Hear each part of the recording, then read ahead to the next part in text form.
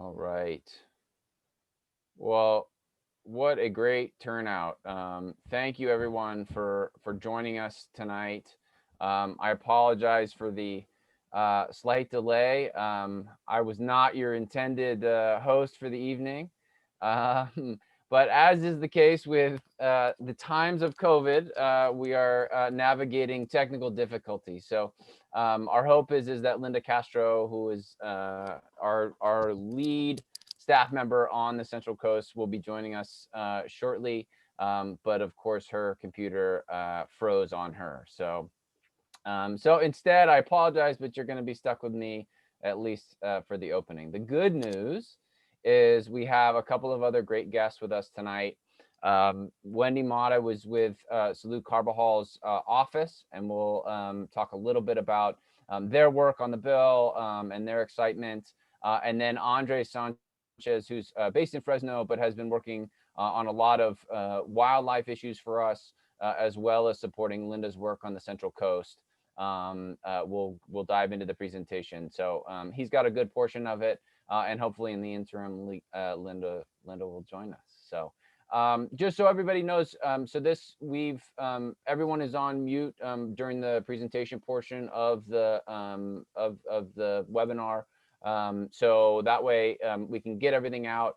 Feel free to share reactions and add questions into the chat. We'll be sure to address them towards the end, and Dup will help facilitate that. So thank you again, everyone, for joining us. Again, really excited about all the developments.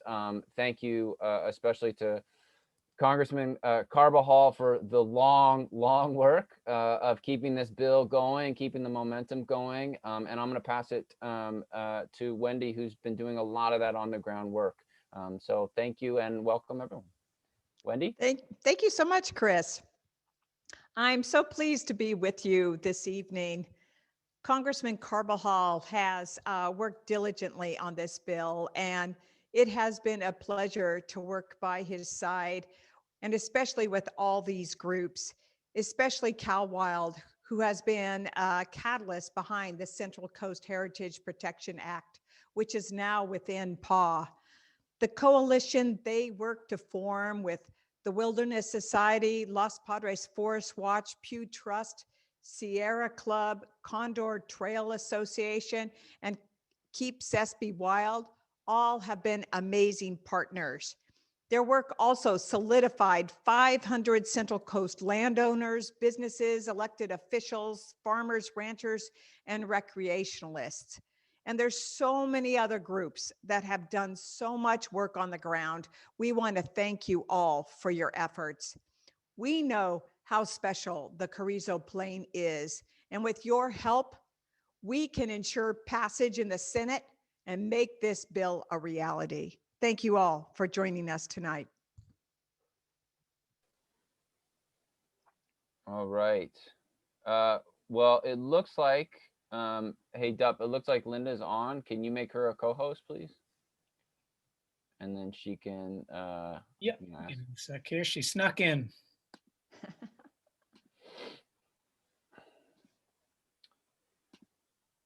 All right. Do we see? There she is. You made it, Linda. Hey! Hey, Linda. Oh my goodness. I am so sorry. It always happens at the most inopportune times. I know. And I We've just have all to been there. figure out which one of these. I've been struggling with this, and now I have like 3 different versions on my computer. So just 1 second here and figure out which one it is. So Linda, you'll just kick off the presentation. Wendy just shared some remarks, but I know you have the video from Congressman Carbajal, and then you can go through your PowerPoint. All right. Hi everyone, and welcome to our Central Coast Heritage Protection Act virtual event. I'm Linda Castro. I'm the Assistant Policy Director for CalWild, and I'll be one of the presenters. And then my coworker, André Sanchez, is also a presenter. I don't know if he had the opportunity to introduce himself already. I did not. Chris briefly introduced me, but Thank you, Linda. Yeah, my name is André Sanchez. I am the San Joaquin Valley organizer with CalWild, and I am working out of the Fresno area. So thank you all for joining us. Thanks. Last month, on February 26th, as I'm sure Wendy probably already mentioned, the House passed the Protecting America's Wilderness and Public Lands Act.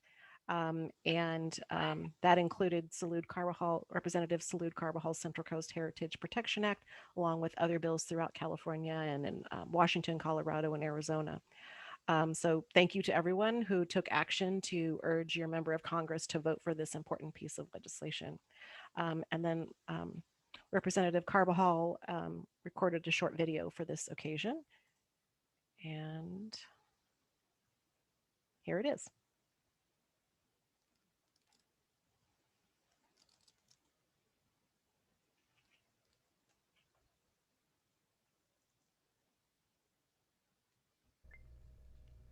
Good evening. I want to thank CalWild for including me and highlighting their important work and contributions to shepherding through the legislative process, the Central Coast Heritage Protection Act. As many of you are aware, the Central Coast Heritage Protection Act passed the House of Representatives 2 weeks ago as part of a broader bill, the Protecting America's Wilderness and Public Lands Act. Last Congress, my bill also passed out of the House, but this year, with a new Democratic majority in the Senate, we are afforded a much better prospect of getting this legislation over the finish line and signed by President Biden. If you have visited the Carrizo Plain, you know how uniquely beautiful this majestic place is and why it's so crucial that we preserve it.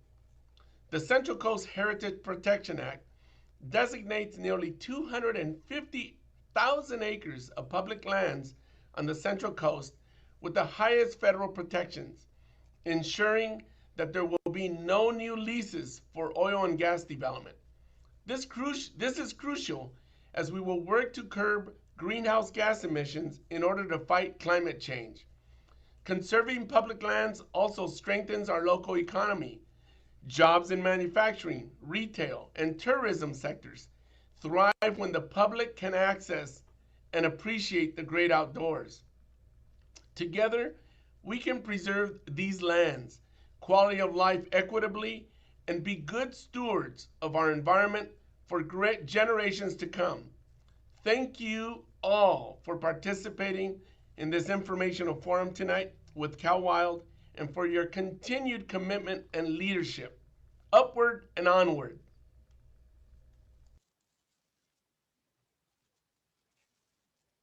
All right, thank you, Representative Carbajal. Oops, he's going to do it again. And then Wendy already spoke, but I just wanted to give a shout out to Wendy. You're very much appreciated for all that you do, and we want to extend a huge thank you to you. We really enjoy working with you, so thank you.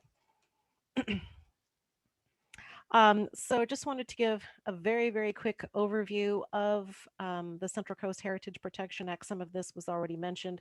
First of all, I want to mention that the lands that would be covered by the bill are the ancestral lands of the Chumash and Yokuts. There was already a mention of the wilderness acreage. It would be about 244,000 acres of wilderness plus about 43,000 acres of potential wilderness. And potential wilderness is an area that will become wilderness at some point in the future without additional congressional action when some particular activity that's not consistent with a wilderness designation stops taking place on those lands. The bill would also designate 159 miles of wild and scenic rivers, which basically means they can't be dammed or diverted. Another approximately 35,000 acres of scenic areas, and it would also call for a feasibility study for the establishment of a 400-mile long trail that would run the length of the Los Padres National Forest. That would be called the Condor National Scenic Trail. And here's a map that shows the various areas that would be protected by the bill. And then this presentation, as you all know, will focus on one area where the bill will designate 3 new wilderness areas, the Carrizo Plain National Monument. And those 3 are listed here: Caliente Mountain at about 35,000 acres, Soda Lake at about 13,000, and the Temblor Range at a 12,500 acres. And here's a more zoomed in map, just so you can kind of get an idea of where those wilderness areas would be. The one here is Soda Lake. This one here is the Temblor, and this one here is the Caliente Mountain. The Carrizo Plain stretches 250,000 acres along the base of the Temblor Mountains. Its vast grasslands, as well as woodland habitats and vernal pools, sustain at least 15 of California's threatened and endangered plants and animals. One of the dominant features that you can kind of see in the background there in this photo includes Soda Lake, which is often a dry lake bed. It's the largest remaining natural alkali wetland in Southern California and the only closed basin within the coastal mountains. Another dominant feature in the vast grassland is the vast grassland, which is the largest single native grassland remaining in California. The Carrizo Plain is also the largest protected habitat along the Pacific Flyway, making it a birder's paradise in winter. So if the Central Coast Heritage Protection Act becomes law, it will permanently protect about 61,000 acres of habitat for the species that call the Carrizo Plain home, with the strongest protection available for public lands, a wilderness designation. And those species include the pronghorn, San Joaquin kit fox, giant kangaroo rat, Tulare grass mouse, Leconte's thrasher, tricolored blackbird, blunt-nosed leopard lizard, California glossy snake, Bakersfield legless lizard, Lemmon's jewelflower, kern mallow, Tahoe poppy, and recurved larkspur. So next up is André. Hello, good evening, good night, everybody again. André Sanchez here, and I apologize for not having my video up. I will keep it off until the very end. My internet has been going in and out and dropped on me earlier, so to conserve bandwidth, I will only be speaking at you for this time. But that said, yes, thank you, Linda. So we're going to be starting off tonight by talking about the pronghorn, so-called antelope, as is actually a misconception. True antelope are actually only found in what's described as Afro-Eurasia, which is namely in Africa. And the closest relatives to the pronghorn that we have here are giraffes and the lesser known okapi. So that's their closest relatives, who are primarily on the other side of the world. They are the second fastest mammal, land mammal that is, in the world, second to the cheetah. And they can sustain speeds of up to 60 miles per hour during their sprint. But they are arguably the fastest animal to be able to hold a sprint, so they can maintain their speed for a longer period than a cheetah can.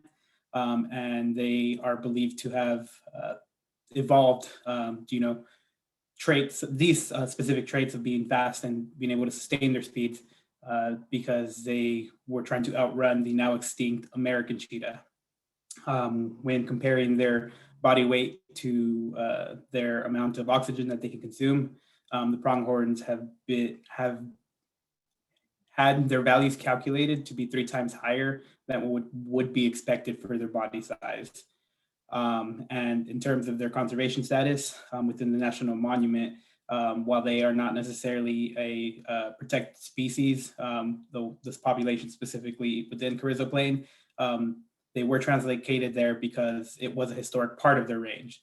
But it is believed that the population that is located within the National Monument is in decline due to the land use changes within the greater Carrizo Plain area.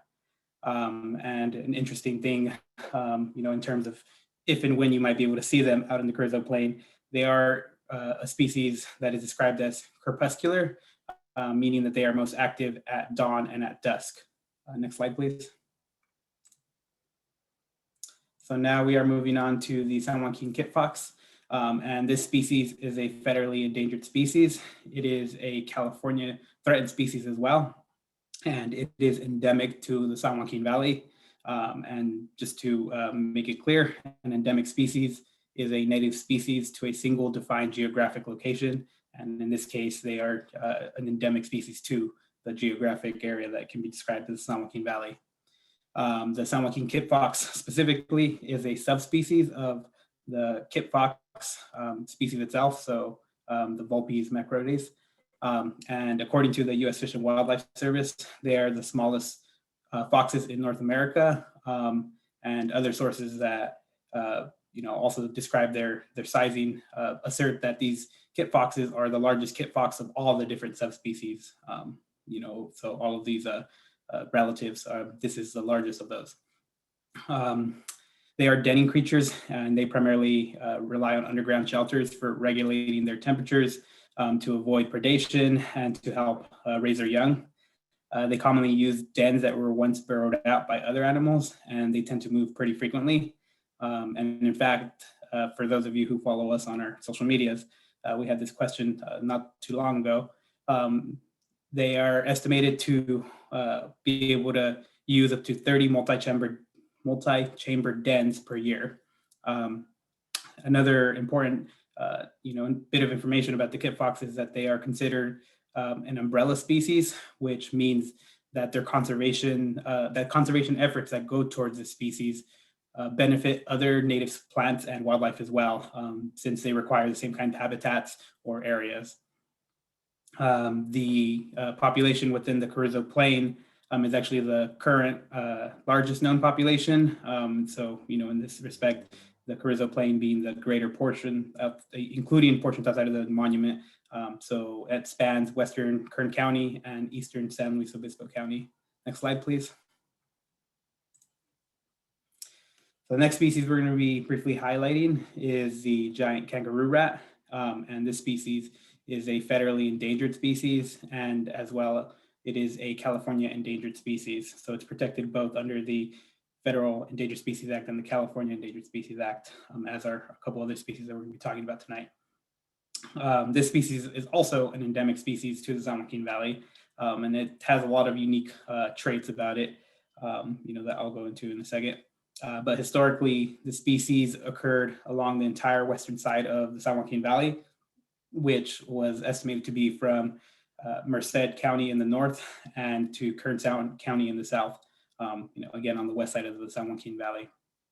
When it was first listed as an endangered species in the 1980s at the federal and state level, it was estimated to occupy only about 2% of its former range. So, it unfortunately had its habitat, decimated quite a bit. And so, that led to the ultimate designation under the federal and state level of endangered species. This species, being the giant kangaroo rat, is the largest of more than 20 of its relatives in the same scientific genus, which is Dipotamus. And it, along with its relatives, have incredible hearing, which helps it with sensing predators, even from afar. Adding to that, it is adapted for two-footed hopping, so what's described as bipedalism, like a kangaroo, and that helps it avoid predation, being able to hop away and jump high, but also in order to be able to use its feet to kick attackers or predators if necessary. In addition to those traits, they have specialized pouches in their cheeks so that they can carry large numbers of seeds when they're out trying to forage. As you can see in that photo, that's not the version, but anyway, it's okay. There was a photo of me highlighting its cheek, which hopefully we can still highlight in a second. But anyways, yeah, they tend to forage and they carry large numbers of seeds in their cheeks because they have specialized pouches, as I just mentioned. And another important thing to note, or likely the more important thing to note about the kangaroo rat, is that it is described as a keystone species, as I just mentioned a second ago with respect to the kit fox. And in this case, the kangaroo rat burrows and provides habitat for other wildlife, and it also helps with seed dispersals of plants by its storing and transporting behavior that it does when it goes out to forage and then hides it in its dens and its tunnels. Next slide, please.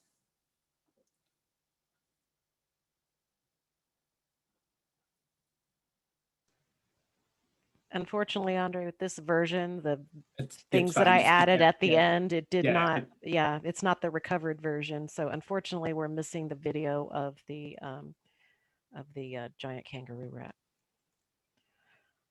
All right. Sorry about that, Andre. My computer. All right. So the next species we'll talk about is the Tulare grasshopper mouse, and it is a critically imperiled subspecies of the southern grasshopper mouse. It's also a California Department of Fish and Wildlife species of special concern. The Tulare grasshopper mouse generally looks like the southern grasshopper mouse with its stout body and short club-like tail. They are bicolored with the head and upper parts pale brown to gray or pinkish cinnamon, and the underparts white. And then the young are gray in color. Their body is about 4.5 to 6.5 inches in length, and their tails are usually 1.5 to 2.5 inches long. Don't let this adorable appearance fool you. Grasshopper mice aren't the timid, hide in the corners, cheese stealing pantry pests that many people think of when they hear the label mouse. While most mice are herbivores, eating seeds and plant matters, grasshopper mice are primarily carnivores and ferocious killers. Little different besides their small size from a cheetah or a coyote. Grasshopper mice are extremely aggressive predators and regularly take on prey as large, if not larger, than themselves. They are largely nocturnal. They're good climbers and they're active year round.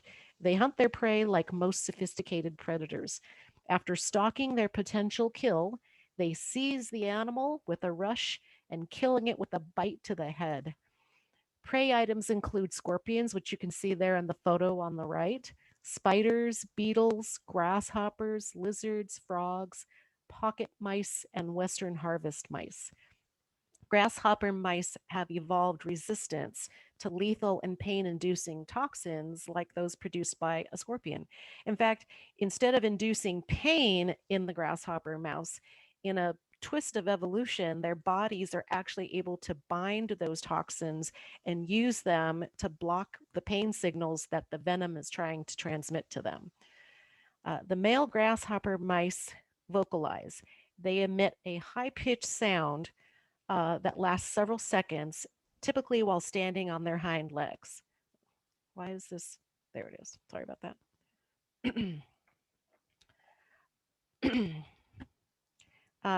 And they raise their heads and they open their mouths, as in this photo. These calls are a territorial and spacing mechanism, and because the mice are highly territorial. And while they may cry spontaneously or emit the sound as a warning when it spots another of its kind, the grasshopper mouse also regularly howls just before a kill. And now we have some trail cam. Hopefully that will work. The way things have been going, I don't know, but we'll see.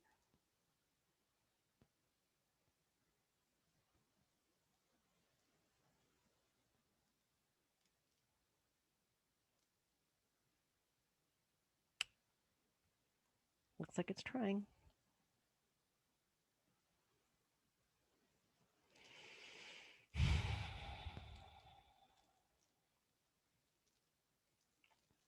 There it goes.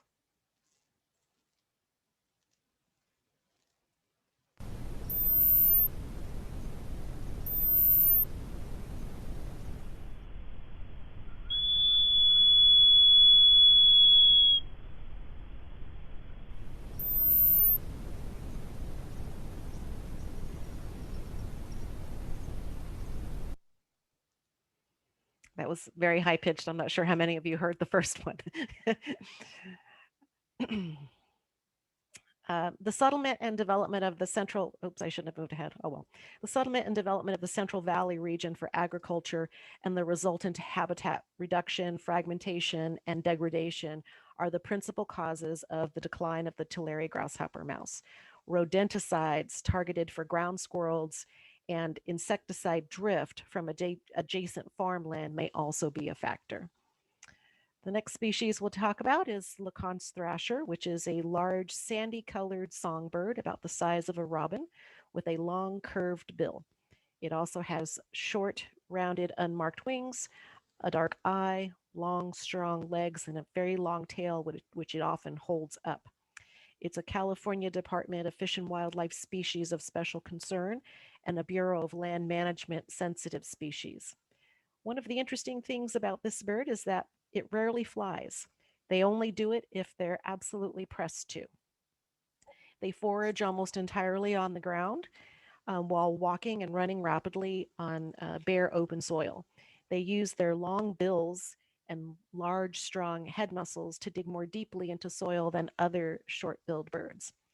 They primarily feed on insects, including grasshoppers, ants, and beetles, and they also eat spiders, centipedes, and other arthropods, and sometimes small lizards. Once in a while, they'll eat some berries and seeds. Another interesting fact about LeConte's thrasher is that it rarely drinks water, even when water is present. Instead, it gets its water from the insects that it eats. Pairs may mate for life. They remain together at all seasons on permanent territories. And males sing to defend their territory beginning in midwinter. And let's see if we have that. Here's a short video of one singing.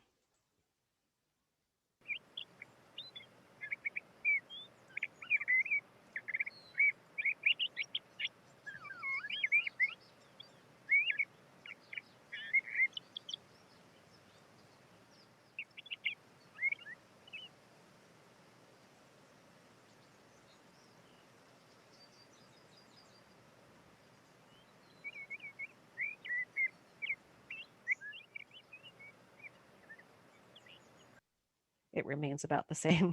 So maybe I'll stop it there. Nesting may begin in February or even January, but sometimes it lasts all the way until June, depending on the temperatures.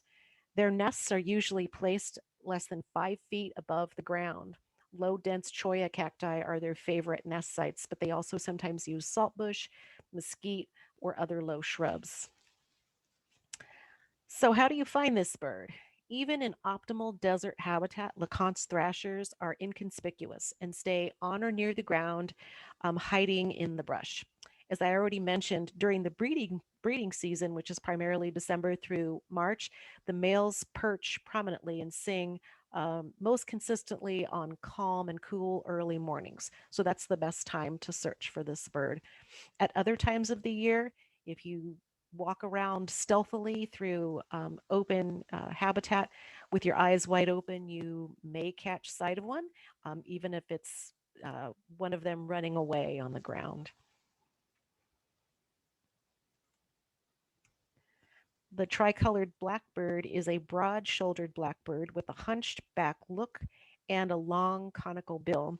It's also about the size of a robin.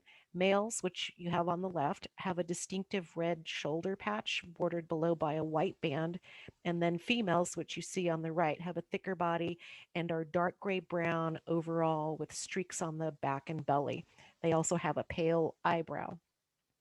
The tricolored blackbird is listed as a threatened species under the California Endangered Species Act, and it's also a California Department of Fish and Wildlife species of special concern. They eat grasshoppers, seeds, beetles, weevils, caterpillars, and snails, among other things.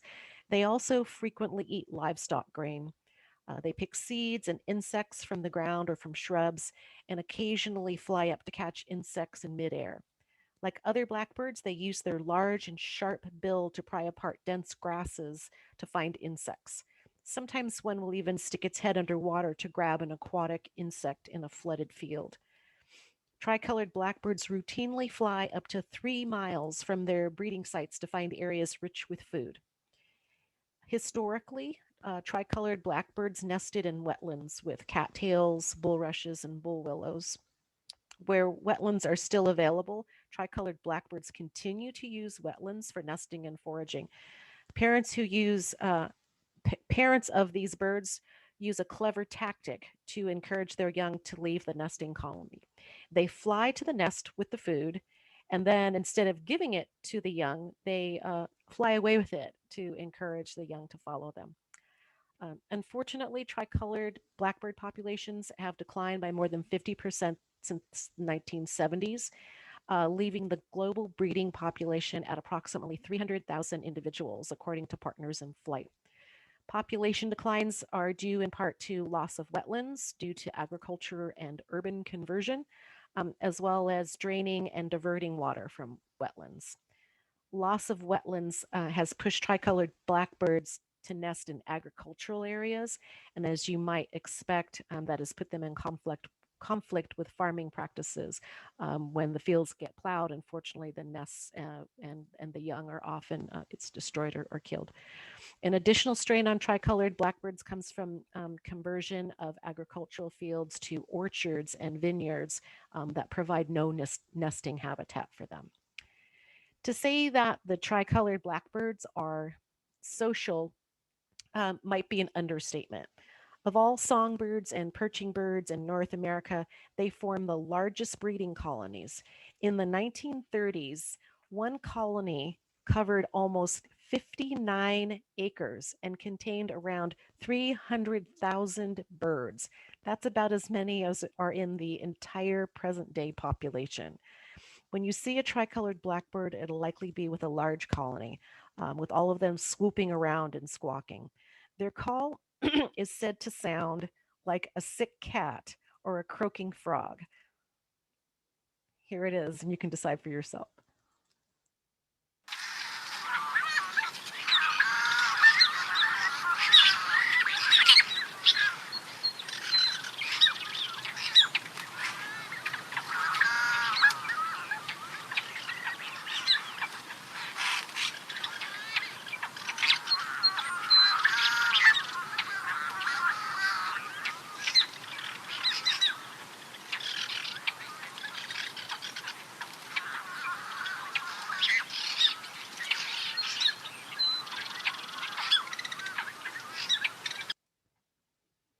So where can you find one of those birds? You're bound to see them flying around Soda Dry Lake, which is in the center of the Carrizo Plain, as I mentioned earlier, especially during the rainy months. And they're quite noisy, as you heard there. And when you get a whole bunch together, they're even noisier. So you can't miss them. When you see a large colony of blackbirds in the Carrizo Plain, chances are they're going to be tricolored blackbirds. André. Yes, thank you. So now I'm going to be highlighting the blunt-nosed leopard lizard. And this species is a federally endangered, has federally endangered status, and also at the state level, it is California and in a California endangered species. It is endemic to the San Joaquin Valley, and I mentioned earlier what an endemic species is. Historically, the blunt-nosed leopard lizard occurred from Stanislaus County in the north part of the San Joaquin Valley down to the Tehachapi Mountains in Kern County as the southern boundary.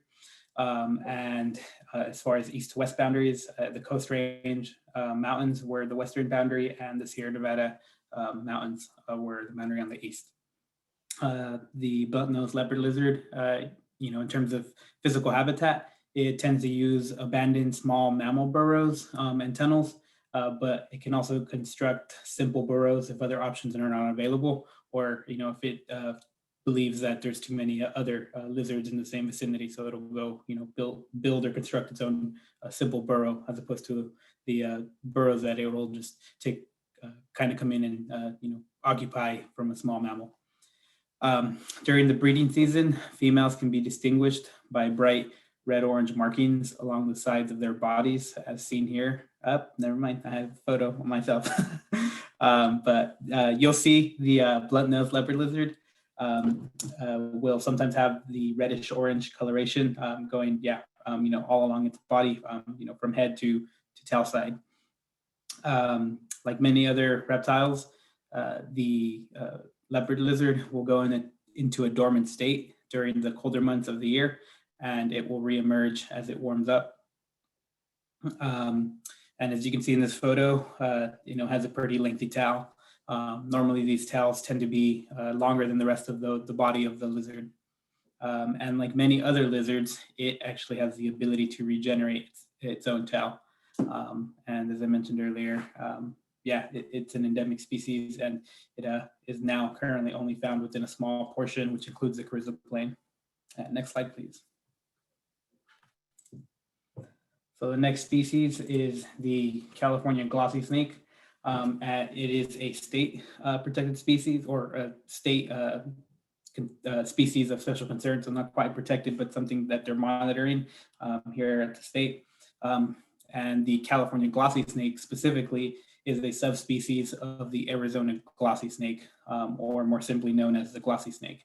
So the one we have here in California, and that can be located in Carrizo Plain, is a subspecies, which is referred to as the California glossy snake. This species has threats, like many others that we're highlighting tonight, due to habitat modification, which includes agricultural land conversion, commercial land conversion, and residential home development. Aside from those, potential mechanisms, it's not exactly known what's causing specific declines to this species, and this species population is in decline, but they're not quite sure. It's just estimated that these different land conversions are a big part of it, which is part of the reason why it's so important to protect it in the Carrizo Plain. The snake tends to be a nocturnal species, and it hides in burrows during the day, and at night is when it's most active, and will go out to prey on its different food sources. Next slide, please. Here we have the Bakersfield legless lizard, which is actually not a snake, even though it might look like a snake. And as its name says, it's a legless lizard. It is a California species of special concern, and it is endemic to the southern San Joaquin Valley and Carrizo Plain. And while it is not an endangered species necessarily, it's just a species of special concern, the international organization known as the IUCN has listed it as an endangered species under its list that is pretty well known throughout the conservation and wildlife world. And it's primarily thought to be, as this status because of its continued decline, and from when it was discovered, and also because of threats to habitat quality within its small range that it has down here in the southern portion of San Joaquin Valley and Carrizo Plain. Sorry about that. When it was discovered in Kern County, it, along with 3 other species of legless lizard, were the first new lizard species to be named in about 27 years. So in the wildlife, specifically reptile world, it was a pretty big deal, and it was almost like a superstar because it was a new find, and it'd been a while since that was the situation. And as I mentioned earlier, it can very easily be misidentified as a snake, but actually legless lizards as a whole lost their legs over time in order to be better adapted for quick burrowing behavior into loose sands and soils. Next slide.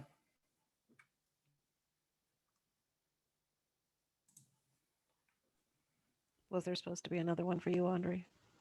No. Okay, good. Oh, no. Okay. So I know there's some flower lovers out there, so we have a few flowers to highlight for folks. The first one is Lemmon's jewelflower, also known as Lemmon's wild cabbage. And it's an annual herb that's in the mustard family, but it is a native mustard. It's native to California and endemic to California. It's listed as an endangered species under the Federal Endangered Species Act, as well as the California Endangered Species Act. The California and Native Plant Society has given it a rare plant ranking of 1B.2. Plants with a California rare plant rank of 1B are rare throughout their range, with the majority of them endemic to California. And then the number 2 in the ranking is the threat ranking.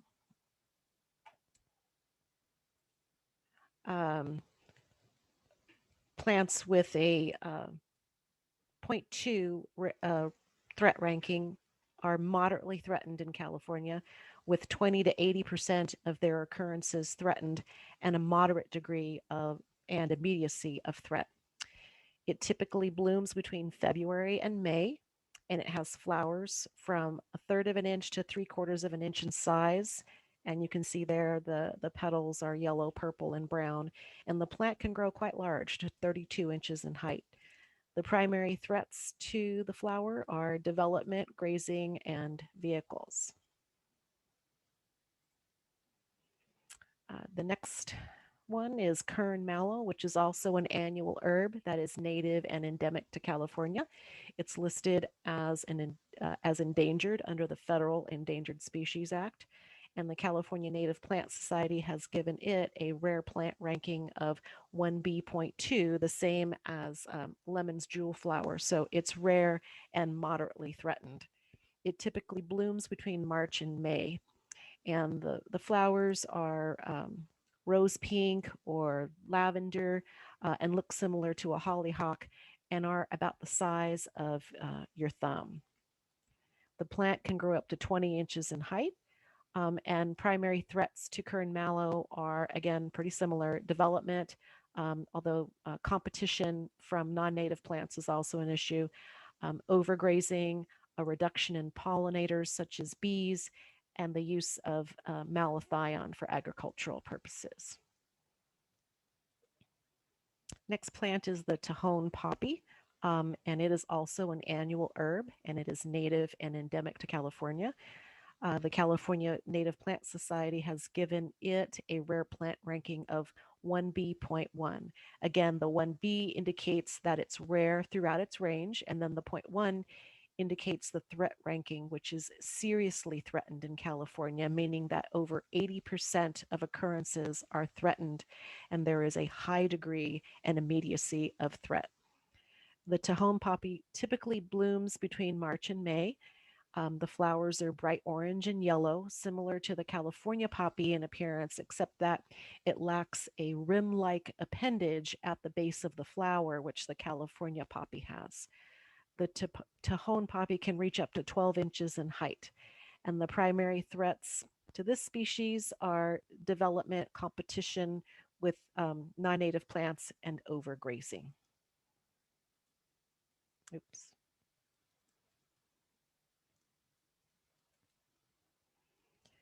The next and last species we'll highlight is recurved larkspur, and it is a perennial herb. A perennial plant is one that lives more than 2 years. Recurved larkspur is native and endemic to California. The California Native Plant Society has given it a rare plant ranking of 1B.2, meaning that it's rare and moderately threatened. It typically blooms between March and June, and it has flowers that are 9/10 of an inch to 1 1/4 inches in size, with 5 petals that you can see there are white, purple, and blue. And the plant can reach up to about 19 inches in height. And recurved larkspur is very toxic to humans and animals. Primary threats to this plant are habitat being converted to agriculture, grazing, trampling, and competition from non-native plant species. And so now a few species that call the Carrizo Plain home are here to celebrate and say thank you to Representative Carbajal for championing the Central Coast Heritage Protection Act.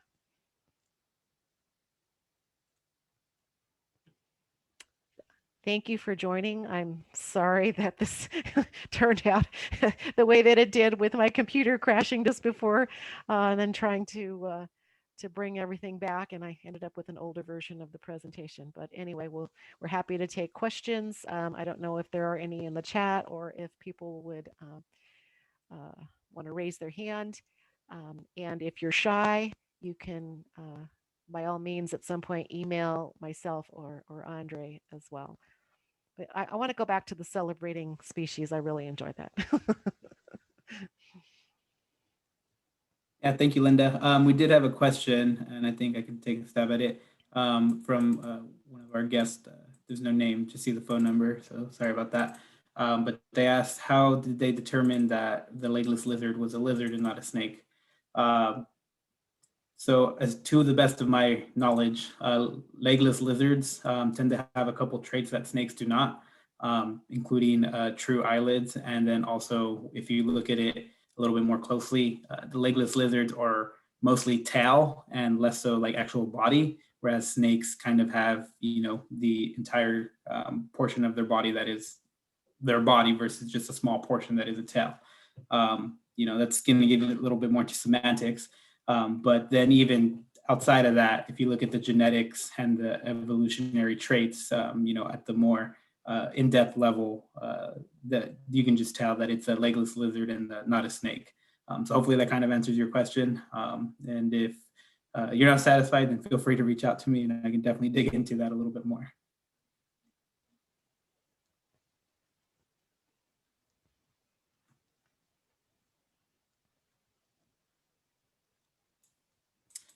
See another question / comment from Benjamin. Looks like Carrizo is a refuge for San Joaquin Valley endemic wildlife. I will briefly comment on that, and then Linda, if you want to add to it. Yes, it is definitely a very important and significant refuge for several species that are endemic to the San Joaquin Valley and to that portion of California. I won't add to that. I think that was a great answer. I mean, if you take a look at the map, it's quite close. And so, yes, it's definitely a refuge. But I'll take the next question about, have any hearings been scheduled in the Senate for this bill, and is it subject to the filibuster? No hearings have been scheduled yet. We need first of all, a Senate champion for this bill. This bill, along with some other California bills, were championed by our now vice president in the last Congress. So we are hopeful that our new senator, Senator Padilla, will take up the baton from Vice President Harris. And so that's one issue. So once we get that introduced, we'll be pushing for a hearing, definitely. Is it subject to the filibuster? Sadly, it is. We need 60 votes in order for it to pass in the Senate, unless we get rid of the filibuster.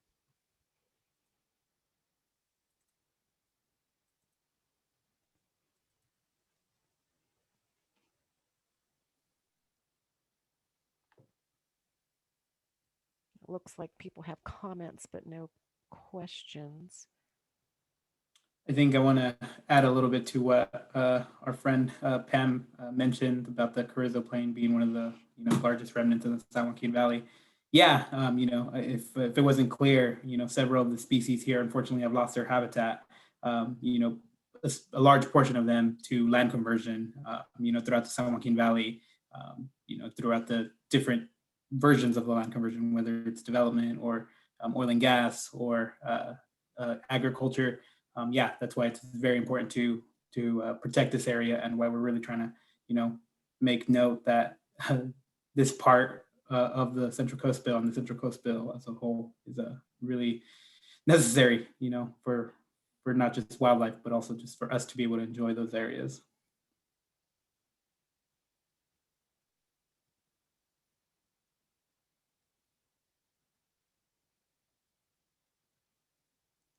And it is enormous. When you go out there, you'll be surprised at the enormity.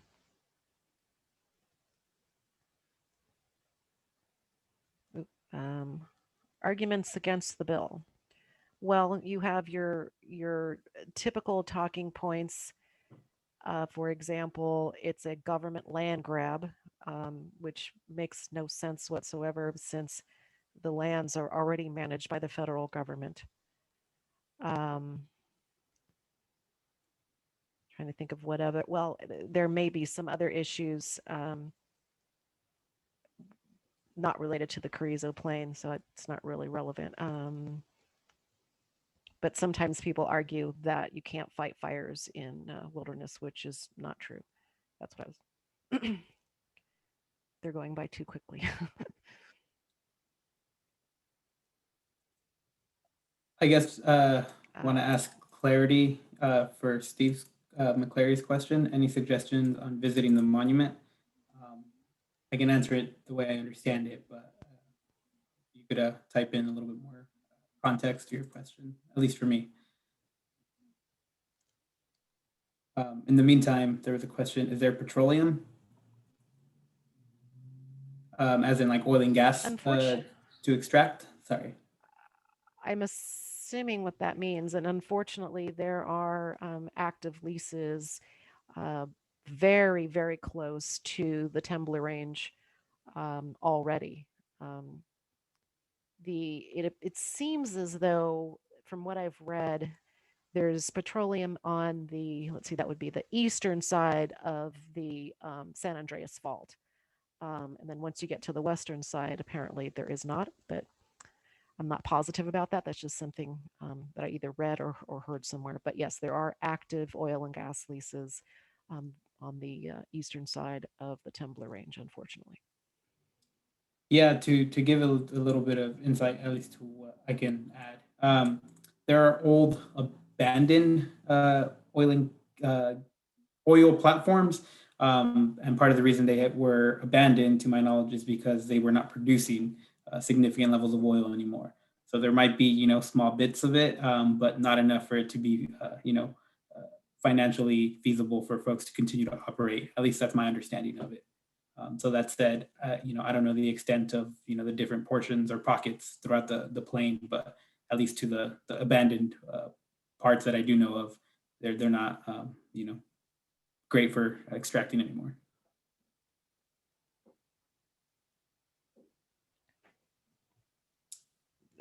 Benjamin Green has a question about whether the Central California lands will be part of the larger bill, including Colorado.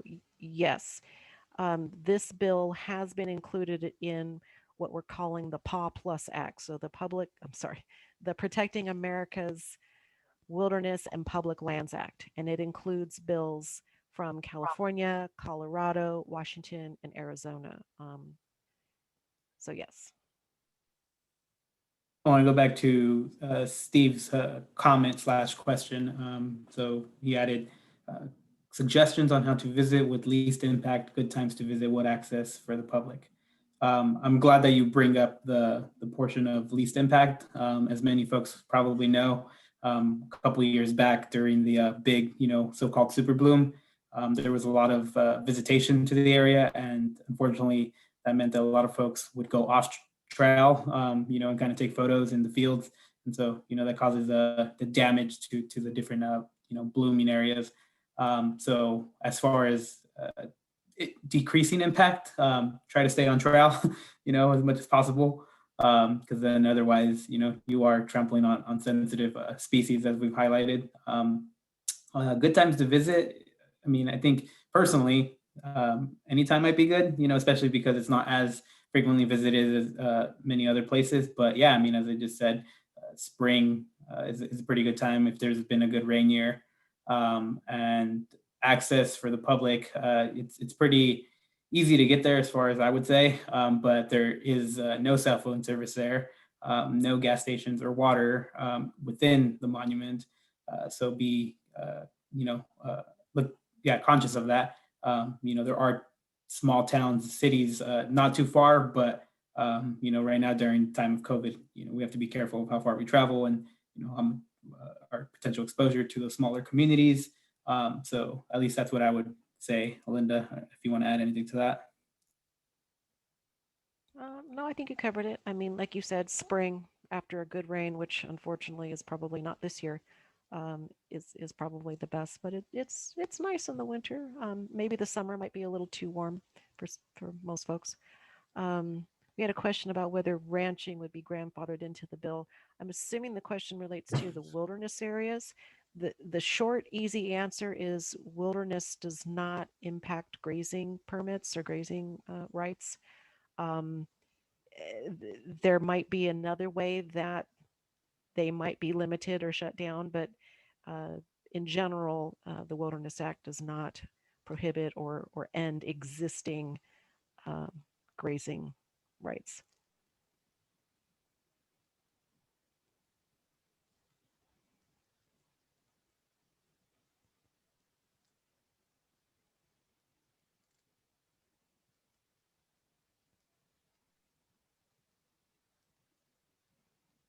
Have we answered all the questions? I think we. Yeah, I believe so. Just lots of folks commenting, and we appreciate the support, everyone, and everyone that's mentioned they're going to be reaching out to their representatives. That's definitely, a very important step, in this process. So thank you all for being willing, to support us that way, and, just continuing to support us as an organization.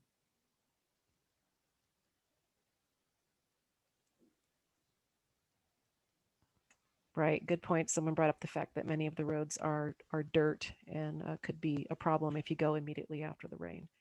That is very true. And even the paved roads are in not great condition. Many potholes and things like that. So don't take your, your Corvette or something out there. You may regret it.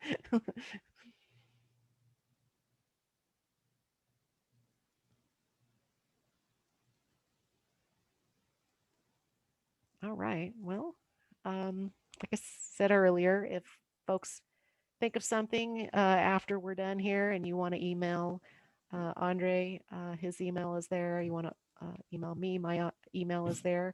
And I think we are done with all the questions. So I guess we can say goodnight. Yeah, thank you everyone, and thank you Wendy for joining us, and yeah, for everyone seeing it. Have a good night. Thank you.